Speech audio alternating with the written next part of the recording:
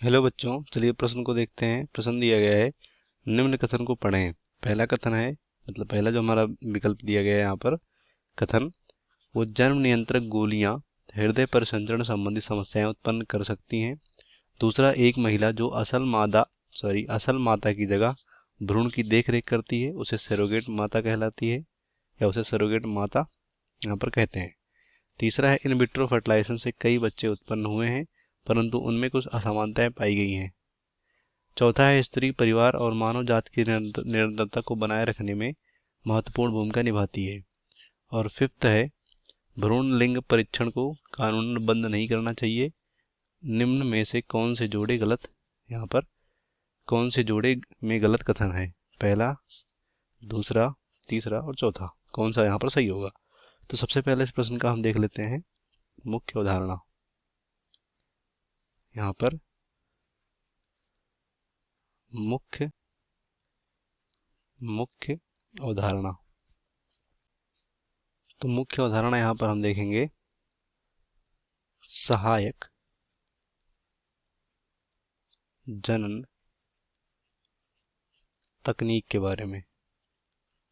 मतलब ये ऐसी तकनीक होती है, जो भी यहाँ पर दंपत्ति या जो भी यहाँ पर कपल जो होते हैं वो गर्भ धारण करने में असमर्थ होते हैं, उन्हीं के लिए तकनीक बनाई गई है जो कि यहाँ पर ये हेल्प करता है, या कह सकते हो मदद करता है उनको गर्भ धारण करने में। तो इसे बोलते हैं सहायक जनन तकनीक। तो यहाँ पर एक एक करके देखते हैं कौन सा हमारा यहाँ पर कथन गलत है।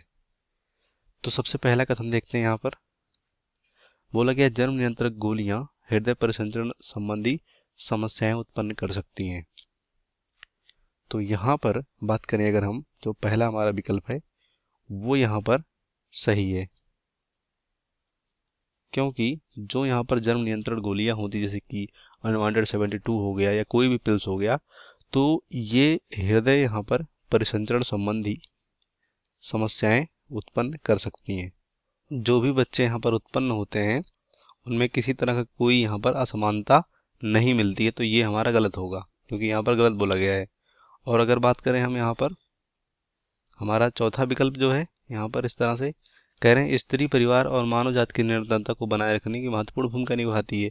तो क्योंकि जो यहाँ पर स्त्री है, जो मादा है, उसी के द्वारा यहाँ पर नए संतान की उत्पत्ति की जाती है, तो इसीलिए निरंतरता बनाए में, यानी जो यहाँ पर निरंतरता है उसको बनाए रखने में मदद करते हैं, क्योंकि इन्हीं के द्वारा बच्चे को जन्म दिया जाता है।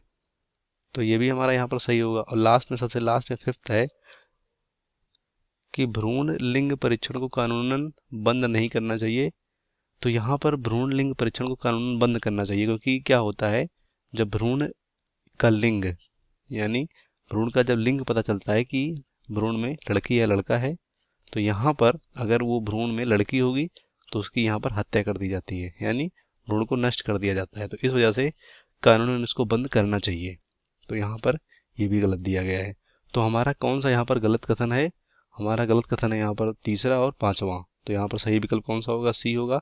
बाकी सभी गलत हो जाएंगे। उम्मीद करते हैं आपको प्रश्न समझ में आया होगा। धन्यवाद।